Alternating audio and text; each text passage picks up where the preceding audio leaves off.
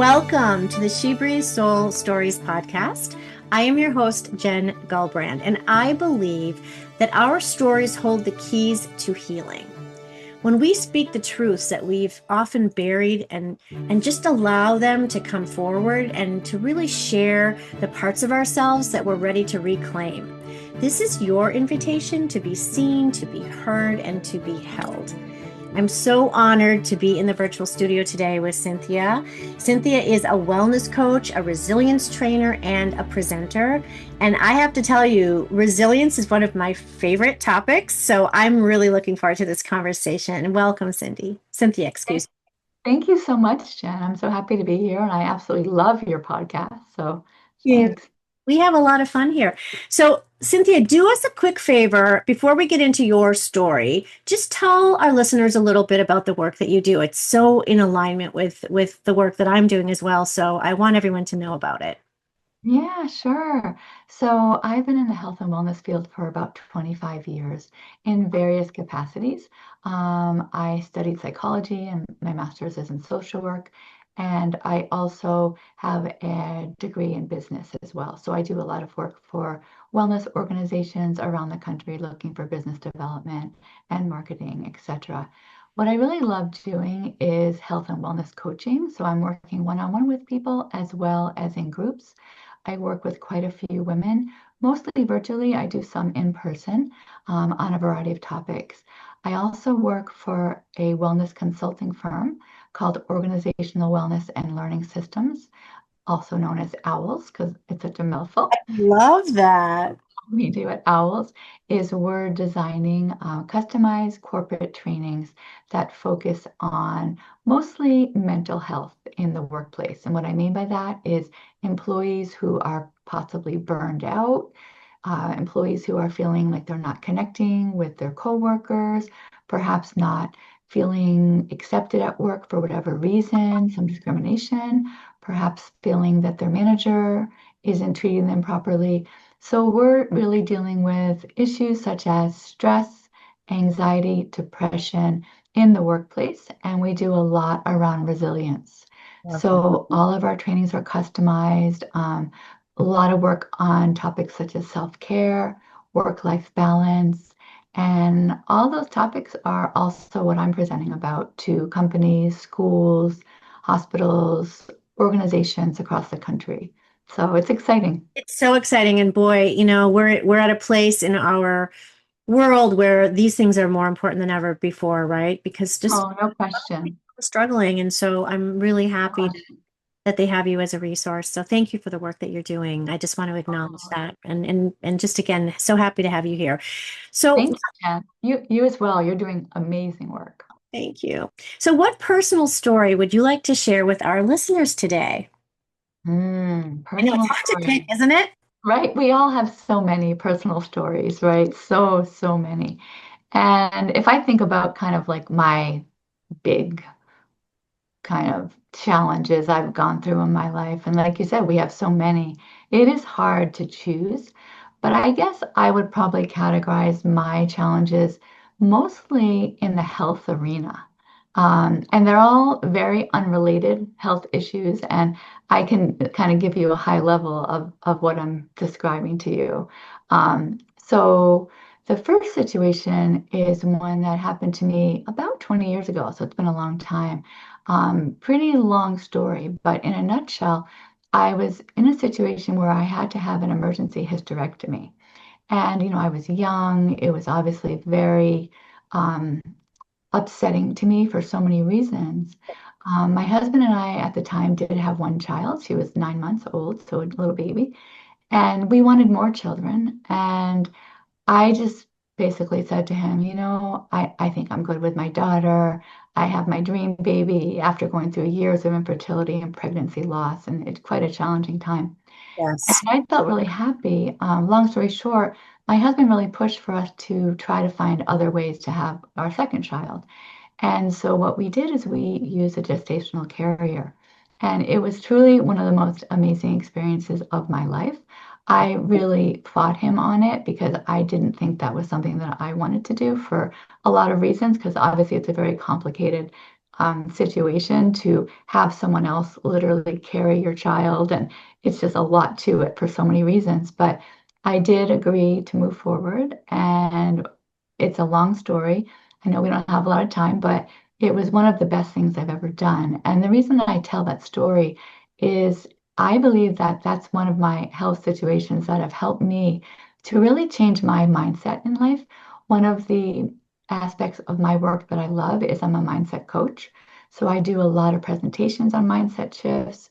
I do a lot of coaching on mindset shifts and positive thinking. And that situation helped me to kind of alter my way of thinking rather than thinking of the negative. For me, I had to do this, and all these bad things will happen with someone else who's going to basically create another human being for me. It actually was the opposite. And I saw that situation literally as a pure gift. So it's interesting how what I've found in life is the challenges that we face end up being truly gifts. And I have a couple other stories that are similar to that. Yeah, absolutely. I mean, I'm sure, I mean, I can relate to so much of that story. I'm sure many of our listeners can as well. Like, when for those of us, I didn't have infertility issues, but I, for whatever reason, could not carry pregnancies to term. So every time I would get pregnant, I would get to like 13, 14 weeks and miscarry over and over and over, more I'm times than sorry, so one. challenging. It is so challenging. And I ended up then at the last point, I was pregnant with twins, carried them to 5 months, and went into premature labor and lost those babies. So, and I'm sharing this only because these are not things that we typically talk about. No, Because why? Shame. We feel shame. no As question. this is something that we're supposed to be able to do, right? Create life. And I know you talk so much about the concept of shame, and I Oh, love everything you say. It really is something that people just don't really discuss the impact of shame and how powerful it can be in Karen? terms of isolation, depression, anxiety, and just that pent up kind of pain that we hold within us. It's so true. And what happens is when we do share, when you share that story or I share that story, some woman is listening and feeling, like you said, less isolated, less alone, less broken. Be Exactly. broken. Exactly. That's something that happened to her and it was tragic. But to your point, when we can when we can share the positive things that come out of our troubles, right? And the Mhm. fact that you were able to have this child and how what a gift it was to go through that experience in that which was so different and unique. Or in my case, to travel to Russia and adopt this child and have her become the absolute purpose in my life to raise this beautiful woman who's now 24 and Oh, knocking it out of the park. But it's so like great. there's a reason things happen because and we never understand them when they're happening, but it's our Hmm. journey and our evolution and our growth. And here you and I are, and with so many Hmm. other people, and we can share these stories and help other people to have hope, right? Oh, no question. And Yeah. it's so powerful. I mentioned that I work with groups. One of the groups I love working with is through All Paths. If you've heard of All Paths, that's an infertility support group, pregnancy loss and adoption. And I think they have about 20 different support groups, and they're all virtual. And I work with women who are struggling with either pregnancy loss, infertility, are considering other ways, to build their family. And like you mentioned, just trying to share with others my story and helping people who are going through a really, really difficult time feel less alone. It's just so powerful. And the other important piece of that is helping those women learn how to love and nurture themselves when they're going through that. Oh, How no question. No self question. self-love pieces get so lost, right? Oh, no question. In the shame and in the Yes. in the the trauma of it all, and how important it is for them to feel held and be in a community of people who understand, right? Oh, no question. I'm so happy that I do feel like the concept of self-love and self-care is something that is so accepted now. I think back about my experience with infertility and pregnancy loss about 20 years ago. I don't feel that it was as much of a focus back then. And now that is something I get asked to speak about all the time. Self-care, self-love, work-life balance. Corporations are reaching out to me all the time about that topic. They're recognizing the importance of their employees taking care of themselves and not working around the clock like many people are doing nowadays. So I'm really happy there's been a shift, I think, in the Okay. corporate. Yeah, it's So good great. to hear that, right? Yeah. Yeah, Yeah. we need more of that. And we need to parent our children to learn how to love themselves. And Mm-hmm. worry so much less Exactly. about the external stuff that we let Exactly. permeate our Exactly. lives and our decisions. Yeah. Oh, it's just we So could probably have a whole podcast just about that story in itself and how Oh, for it's sure. Oh, I talk about it all the time, so I'm yeah. happy to. So that's I love to ask you that question next. Like you talk about it all the time now, and I do as well. But initially, coming out and telling those stories it's scary, right? Like let's be Oh, honest, no question.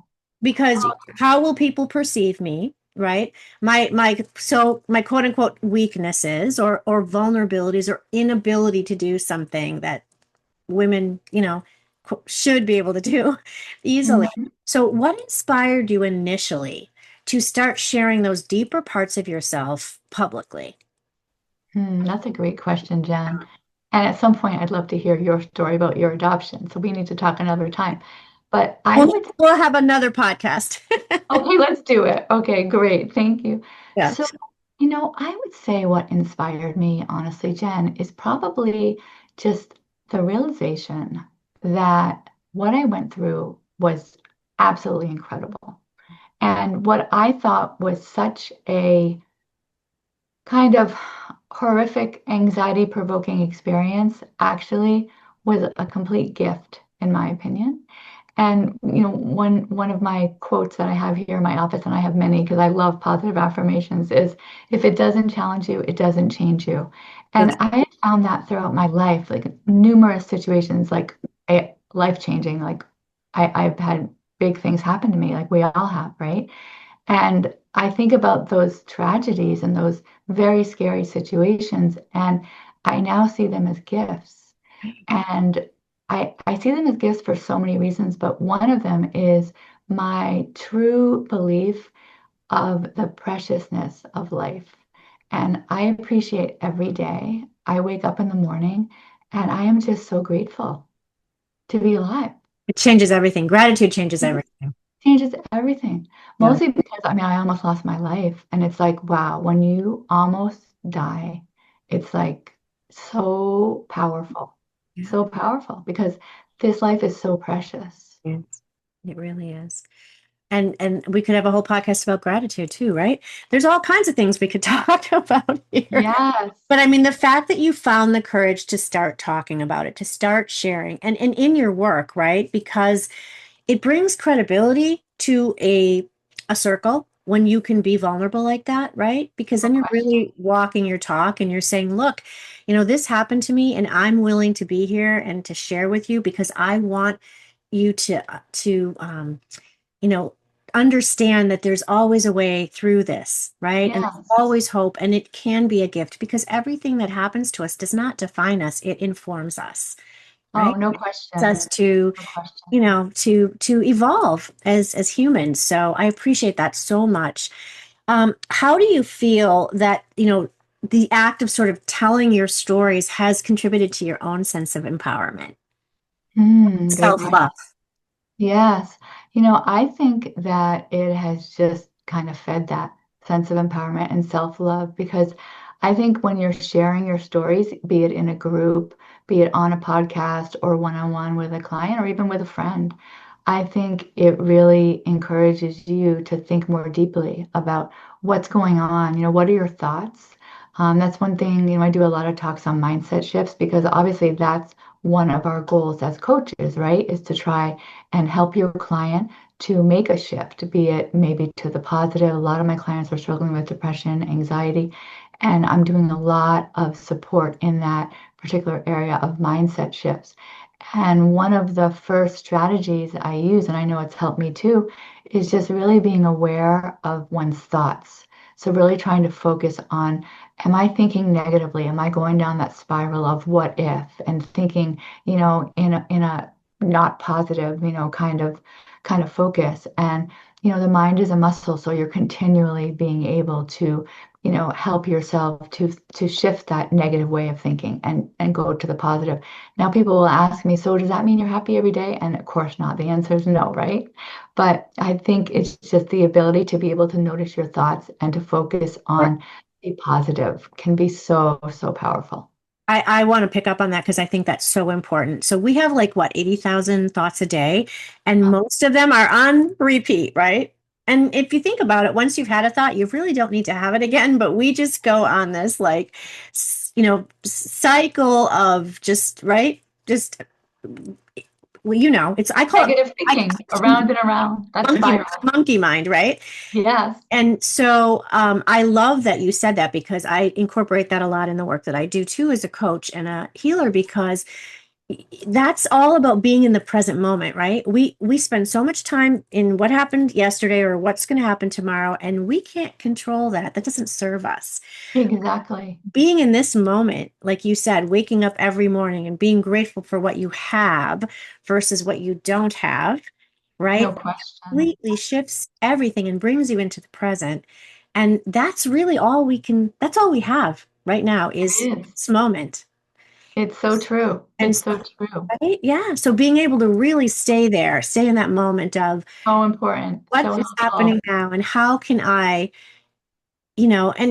like you said, positive affirmations, just to make a statement, to say it out loud, you're putting the energy out there into the universe So and people much. respond to that, right? Oh, no question. I completed the Love that. MBSR training a couple of years ago, and I'm familiar with that through John Kabat-Zinn. And it's an 8-week course, and it just was so fantastic. Just focusing, like you said, on the present, being aware of what's around you. And so many of us are so used to multitasking, right? It's a busy life, and we're all doing, a million one things at once, and just really trying to slow down, focus on your breathing, and notice what is around you, being present to what is going on. Oh my gosh. Super And our powerful. breath, right? We all have this magical tool inside of us. I probably teach 90% of my clients all over like how to breathe, all Hmm. because they're breathing from up here. Yes. But what a magical tool. We all have it. And just learning how to use that in any given situation to, bring your nervous system into balance. It Oh, definitely. takes 2 minutes and you can be, you can find yourself in a completely different place It's versus so the stuff. true. Yeah, breath work's a real big. I'm a huge proponent of it. I Oh, pretty yeah, much start so there with helpful. everybody. Yes, Say they can't super meditate. I'm helpful. like, okay, so let's focus on our breath and teaching. Yes, at Like least do that's that. yeah, let's do that. Exactly. I Yeah, know it is super powerful. it is so Breath work. so incredible. So have you? I know the answer, but tell us how you have found the act of sharing your story has strengthened your connection to other people who have, maybe had similar experiences than you. That I sense think, of community that I think unfolds. yeah, I mean, I think people are looking for community. I think most people don't like to be alone and they want to have, support from others. That's one thing that in the past, like 4 or 5 years with Zoom, I think there's just a lot more sharing going on, which is fantastic. Like I think about when I went through infertility and pregnancy loss 20 years ago, we didn't have that. And I would go in person to support groups, which was very helpful. Obviously, like the virtual environment has its downsides because you're not in the room with other people, but it's also super convenient. So that's really great. I'm working with people all over the world, right, who are dealing with many issues, be it substance abuse, depression, anxiety. And, this is on a virtual platform. So I think, really just helping others in a way where you're sharing your own story and really active listening to what the other person is saying and trying to understand, exactly what that person is trying to say to you, be it with their body language or verbally, is really helpful as well. I think that's so true. And the thing that I talk a lot about to piggyback on that is this idea of live storytelling. Whether you're on, Zoom like we are, or in a circle in a sharing physical space, I believe that when we do this, when we find the courage to be vulnerable with one another, that we promote a sense of empathy and compassion and community. Because to your point, as humans, we need to belong, right? We need to belong in spaces that feel safe for us, where we feel seen, heard, and understood. That's what this is all about. And No so question. I think that's a really powerful, I think storytelling is such a catalyst for that, to promote all that. And my goodness, like our world needs, to be more kind and compassionate now more than ever. And I think Oh, no that, question. right? And when we really take the time to look at somebody and to hear their story and to feel compassion and empathy for them, that just promotes so much goodness, you know? Oh, no question. No question. Yeah, I mentioned to you earlier that when I'm working with groups or individuals, we ask them to share their resilience story. And so that's the story, like I just shared. One of my stories was the story I shared with you about the gestational carrier. And many times people are really hesitant to share their story. But when they hear me share one of my stories, they are so much more willing to share. And sometimes people will say to me, I don't have a resilient story. I don't have an example of a time that I struggled and I actually showed courage and strength. And, we dive a little deeper and we say, okay, let's just talk a little more about, what happened and how did you react? And, I really help people to see that what we describe, we call it raw coping power. So it's like that innate ability to be, to have that strength that I believe we all possess, and some people will say, well, I'm just not a strong person, I know X, Y, and Z person is strong, but, I think helping people to see their own, what we describe as raw coping power, it's super powerful. Everyone, they think about, oh, my experience isn't trauma, right? Because they think it has to be this big huge thing. Well, we've all experienced painful life events. Trauma just means wound. I mean, every single human on this planet has been wounded from Mhm. childhood to adulthood in some way, right? Because we're humans and we make mistakes as parents and friends and coworkers, right? So I think just having people break down that understanding of what is trauma, what is a painful life event, Yes, be something that a teacher said to you when you were 6 years old and you latched onto that belief system that you weren't very artistic, right? yes, It can be such a simple thing. And I think this education that we're doing to help people understand that it doesn't have to be this big life event that goes under that big T. It can be something that you were just hurt at some point and your nervous system took that in, and it took it into your body too. yes, And exactly. there's And that whole maybe you're not even aware of it, right? exact Until yeah, you, so much of help that is it out. buried. Yeah, for sure. Oh, we could have a whole conversation about our minds versus our bodies too. We just have to have a whole series of podcasts ourselves, right? Oh, sounds like a great idea. I know, maybe we'll start one. So I know we're coming up on time, but I wanted to ask you, like, what, because you've had this beautiful experience taking your own life's experiences. You've shared one of those, and I sense you have several others, but taking those to help other people heal. What would you say to somebody who might be listening today, who wants to share and just doesn't know, like, how to go about that? How would you encourage them? Hmm.